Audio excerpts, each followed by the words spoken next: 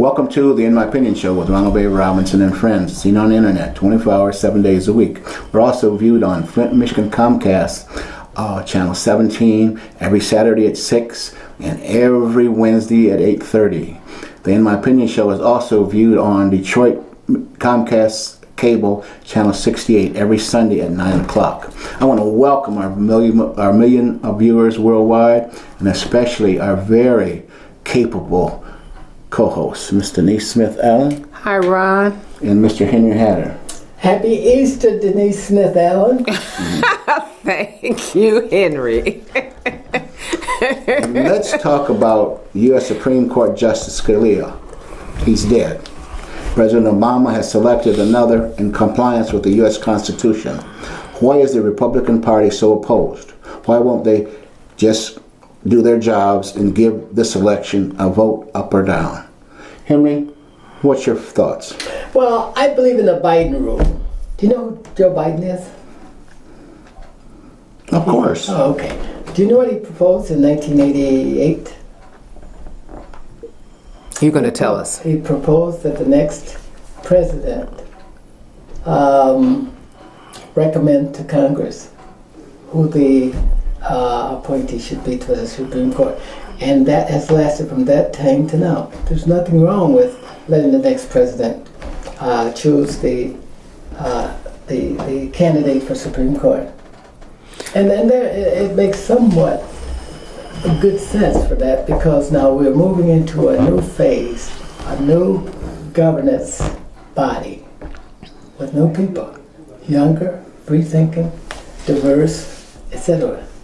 They can have the greatest impact as we move into the next decade. Okay. Now, you mentioned Joe Biden for a reason, because, of course, we know who he is. He's vice president. And at the time when he made that recommendation, from what I understand, that's what it was, a recommendation that people seem to have agreed with and thought was a good idea. And at the time, it may have been. However, you who are always speaking about the Constitution and following the rule of law speaks to the fact that the president, the sitting president, is the one to make that decision. So the Congress and those people who went along with that made a decision. Yes. Okay. And Congress can do that. Mm-hmm. And so now the president is evoking his presidential power under the Constitution that says he can do that. Mm-hmm. So what's the problem?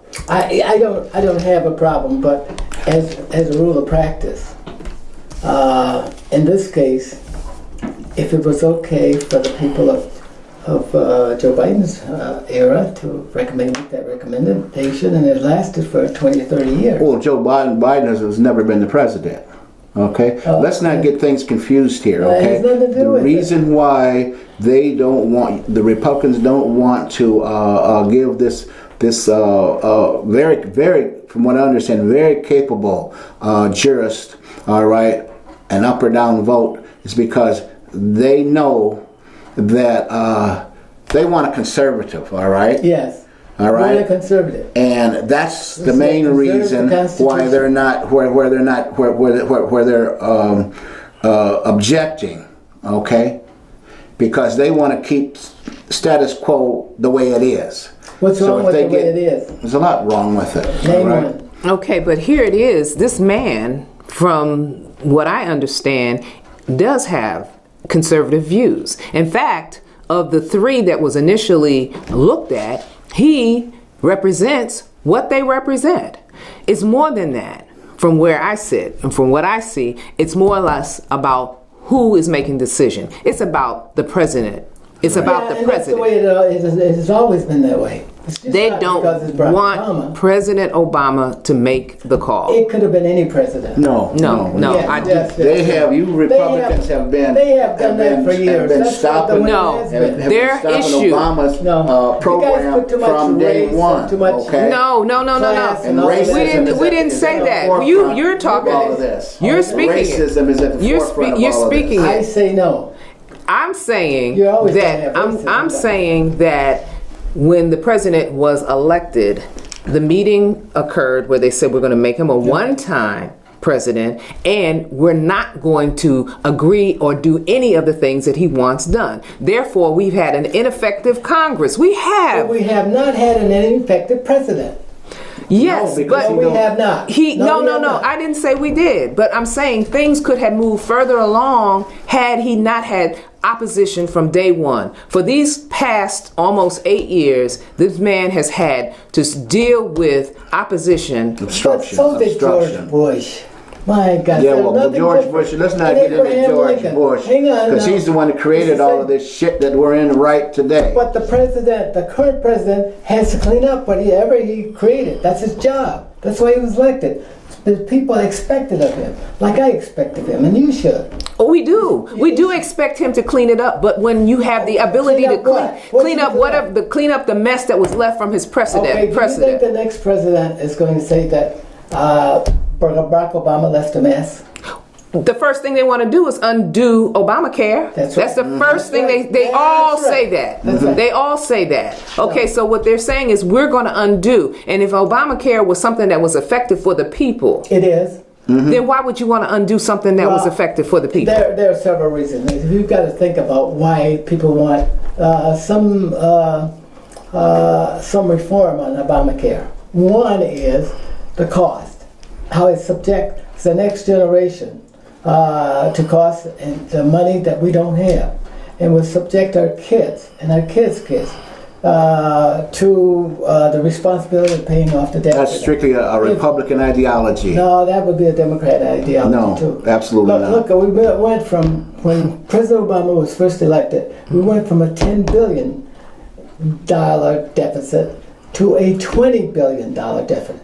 I'm sorry, trillion. Trillion. Now, guys. But no, see, I have to argue with that, because the stuff just came out is that the national debt has gone down considerably. It's $19.8 trillion that you saw it. Okay, that's the latest news. Now that's 2 times the debt when George Bush was in. And I'm not saying that the debt would have been the same or declined if a Republican was in there. We had some things we had to take care of. One is that the Twin Towers was attacked.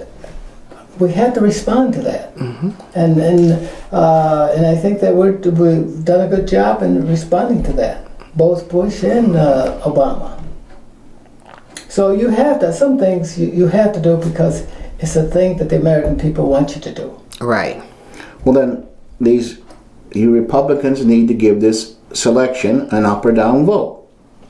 Well, let me say this again about, I think Denise has a point there that in the Constitution, it is the president who makes that decision, that recommendation to the Senate for who serves on the Supreme Court. But then, and also too, this same judge, all right, was unanimously appointed to his present judgeship by both parties. So what's the problem now? Well, you have higher stakes here, and you touched upon it already, Ron. Republicans believe in a conservative government, and so do a lot of Democrats. By the way, they have conservative Democrats, they have progressive Democrats, and they have liberal Democrats. And the bulk of the population is on who believe in changing the Constitution, liberalizing it in the way that the Republicans think it would go with a non-Republican judge, is much larger than the base of the population. But isn't he a Republican? Who? This new selected nominee. I didn't think he was, but the person. I believe he is. He's a Republican.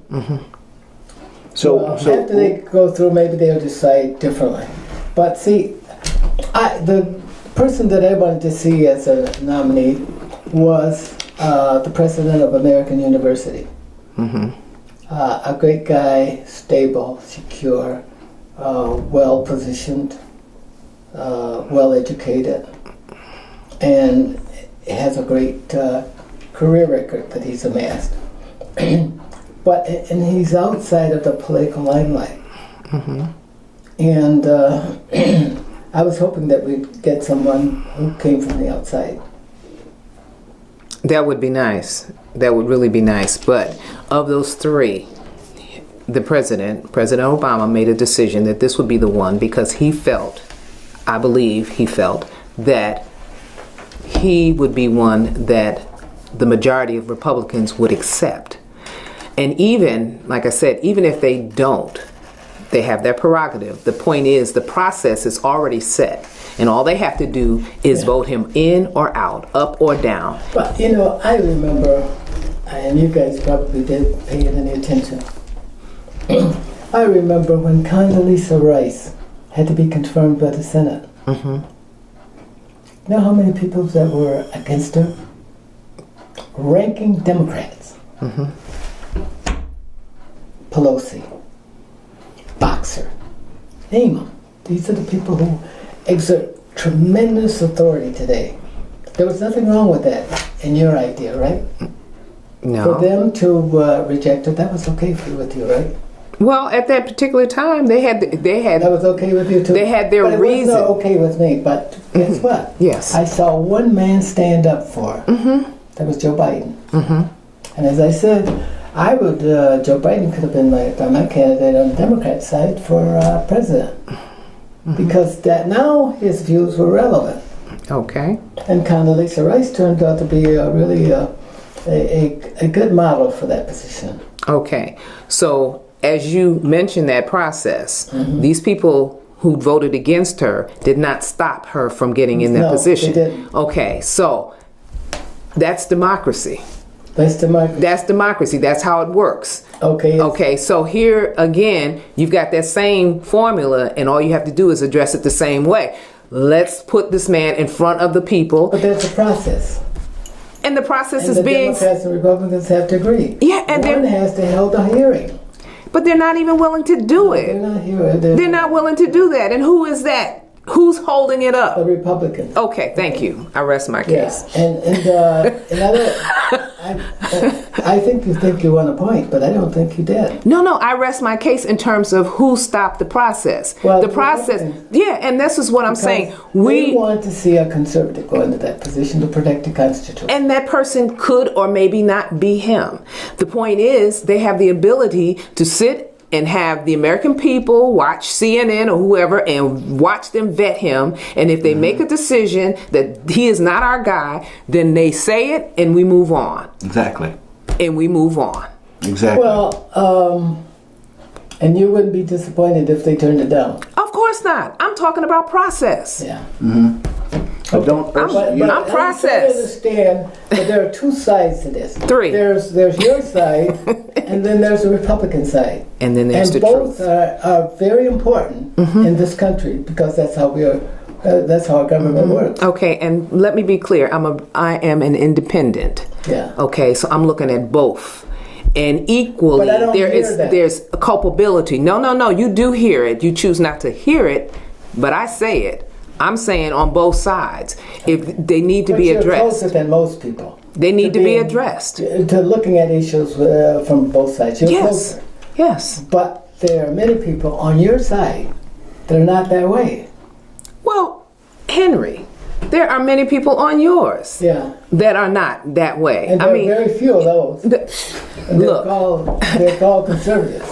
Ultra-conservatives. Okay. And that's what makes America great. That's why this country is one of the best countries in the world. You say that. Okay, because we have opinions that run the gamut. And we have freedom to express that. We don't get roused out of bed and locked up because we choose to disagree. No. Every country, things happen in various countries. Nobody has this kind of dialogue. Right. Back and forth, but the Americans. Exactly. That's why we need to protect it and preserve it. And we should. And we should. And that's why I say going back Even to Ron agrees with us. Yes, we definitely. Well, I'm not so sure. I'm a pragmatist. Maybe that'll be the new party. Let's change gears But here Ron, if we can. we need to draw this to a conclusion. So who do we go with?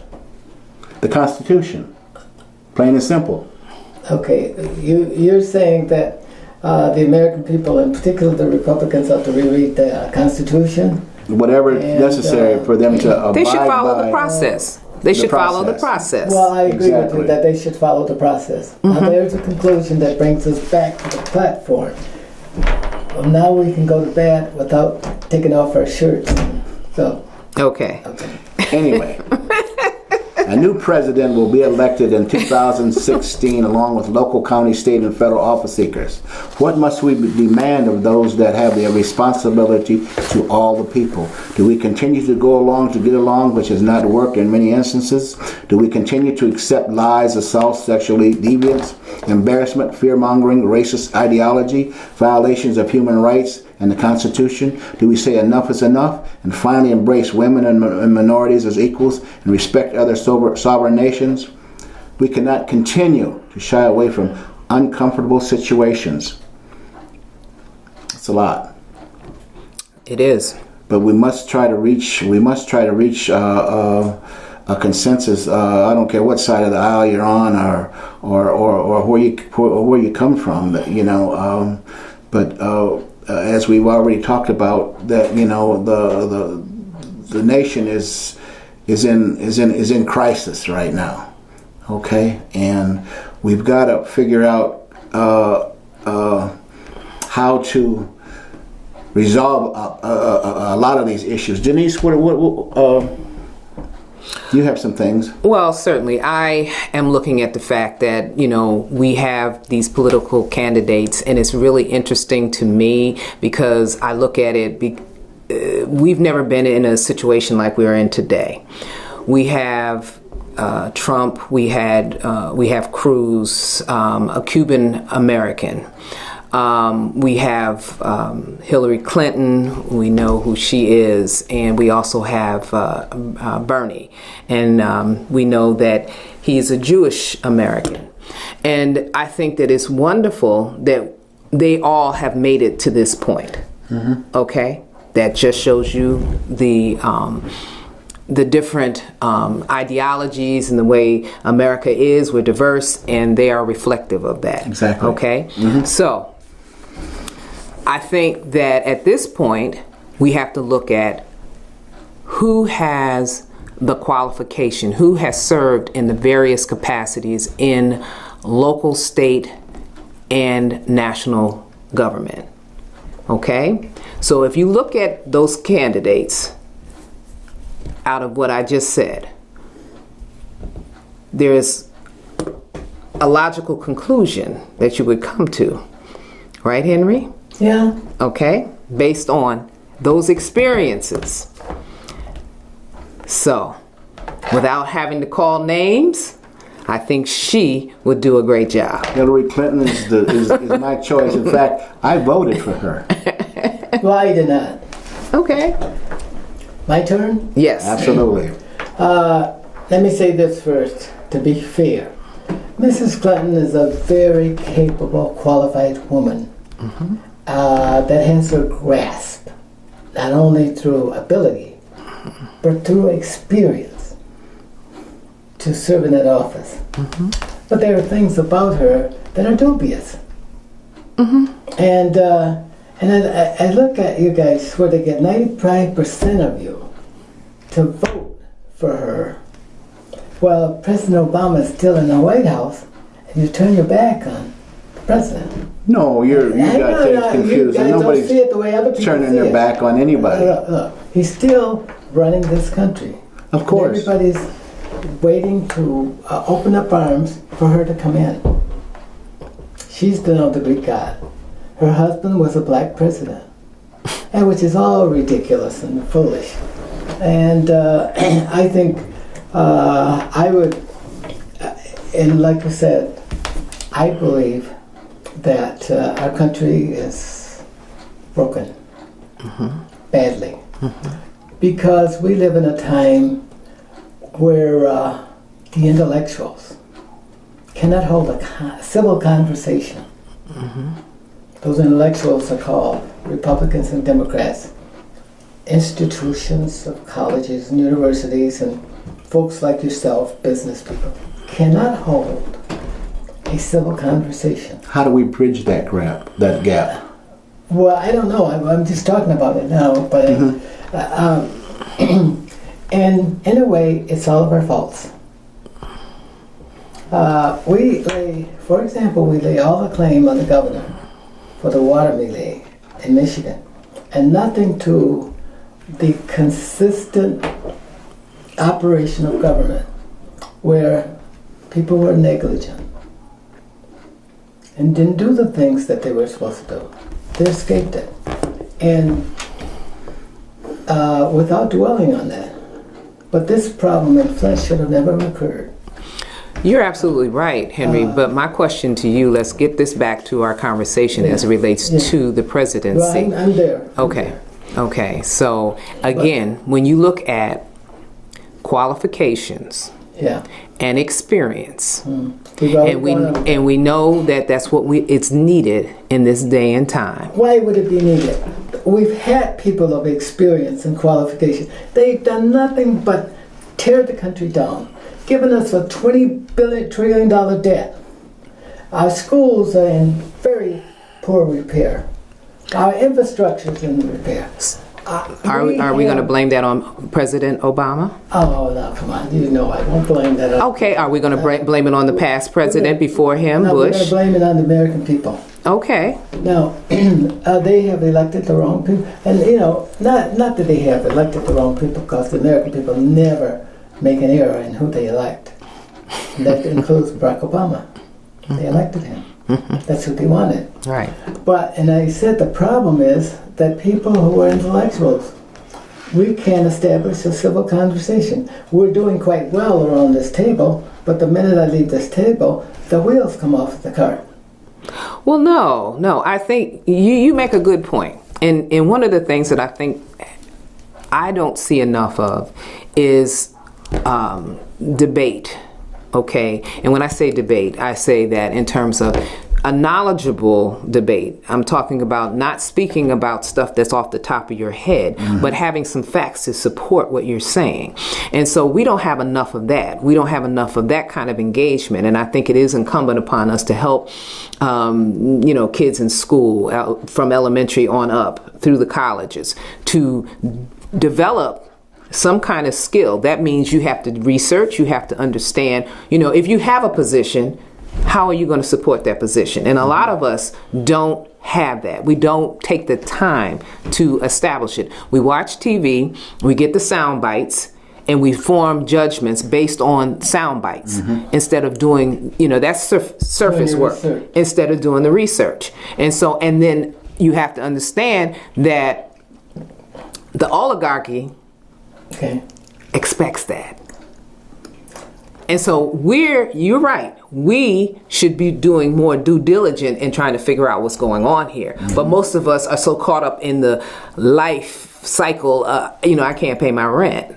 You know what I mean? We live in the United States. Yeah. We're not poor in the United States. We're not comparatively speaking, but there are some people who have been affected by the downturn in this economy. And because of that, they are struggling on day to day. How do I make it? And we don't even want to start talking about other things that are happening. The drug epidemic and all these people who are on all these prescription medications that have taken people to a whole nother place. So you got all these other things. We have choices in this country. We choose to take drugs and cigarettes. You're absolutely right. That's what the Constitution allows you to do. Yeah, but they make it available. Well, things are available to help people with their diversion away from looking at what's going on in their lives. So they make poor choices. And that's an individual thing. That's an individual thing. That's an individual thing. But I'm speaking overall. That is not something that government needs to tender to. It needs to take care of services, the basic services that people need.